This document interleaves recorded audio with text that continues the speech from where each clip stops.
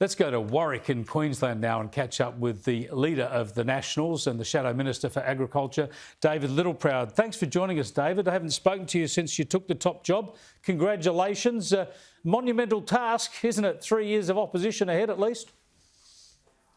It is, but we're up for the challenge, and we've had some renewal and generational change coupled with drawing on the experience and wisdom of the past with Barnaby Joyce and Michael McCormack within the Shadow Ministry. So I think we're well equipped, and we'll put forward sensible, common sense policies. And that's what the Nationals do, is take common sense to Canberra, and that's what we'll continue to prosecute over the next 3 years. Been quite vocal about nuclear energy and the need for a discussion. That debate's already underway to a degree. What can you do to try and get rid of the legislative impediments? Can you put up some legislation, put up a private member's bill, try and actually force the debate in the federal parliament? Yeah, and look, this is about educate before you legislate, but we need to create an environment where that conversation can take place, where we don't have this demonisation of an energy source that is undertaking much modernisation in terms of some of the emerging technology that's coming there, particularly with small-scale modular. We're still saying that we'll still need to rely on coal-fired power stations, and as part of our commitment to net zero with our coalition partners was to make sure that that technology agnostic approach was there so that we had baseload power, but we looked at technologies like carbon capture storage. I'm a big supporter of that for coal-fired power stations. In fact, I've got one about 60 kilometres from me here in my own electorate that is undertaking a pilot with that, as well as for coal seam gas and making sure we have that. But we should look to the new emerging. If we're going to spend billions of dollars looking at hydrogen, there's billions of dollars being spent around the world as we speak on small-scale modular. While Chris Bowen says that it's the most expensive, it is at the moment. But when you look at the new emerging technologies and where that's going, I think the opportunities are there for us to look at and to understand that a modern Australia can adopt this technology in a safe way, that we bring our community with us. And the Coalition did extensive polling on this previously. And we get that there's been a lot of my backyard element to this, but we're not talking a big nuclear power plants. We're talking about this new technology that's safer, around 300-400 megawatts, that we could look to adopt and trial.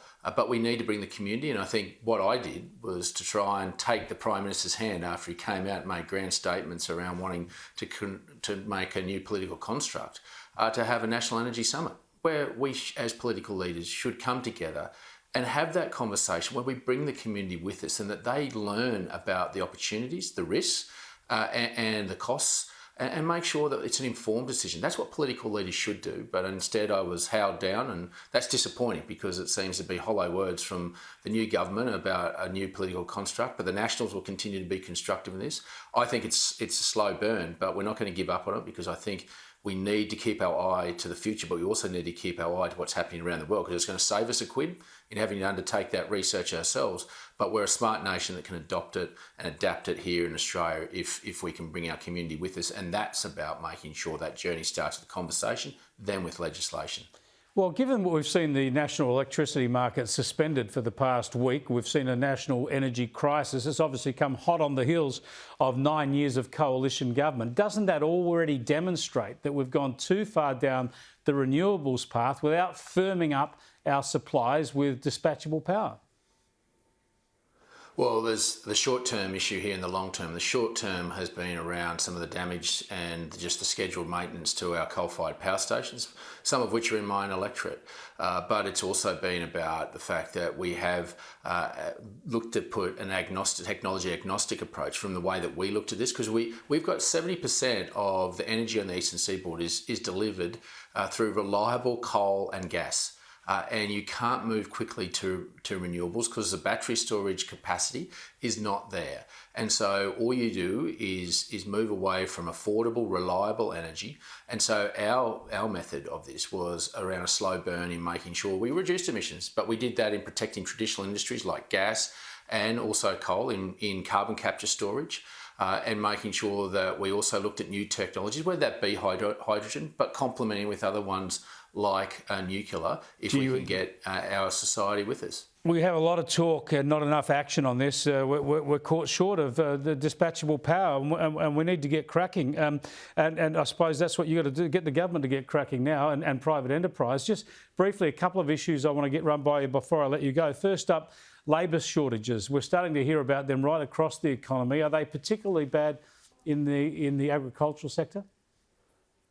Well, they're not just bad in the agricultural sector, they're bad at the checkout for every Australian. You're paying more now because of the constraints of being able to get workers on farms. Farmers are making investment decisions now about whether to plant or not, and they don't plant unless they can pick it and make a quid out of it. And what the Labor Party has said is they've moved away from the ag visa that was going to bring in skilled and semi-skilled workers as well as unskilled workers to fill that void and to bring the next generation of migrants to regional North Australia. But instead they said, no, we're not going to do that. We're just going to rely on the Pacific scheme, the schemes that we already have, just tie a little bow around it and say that's all you've got available to you.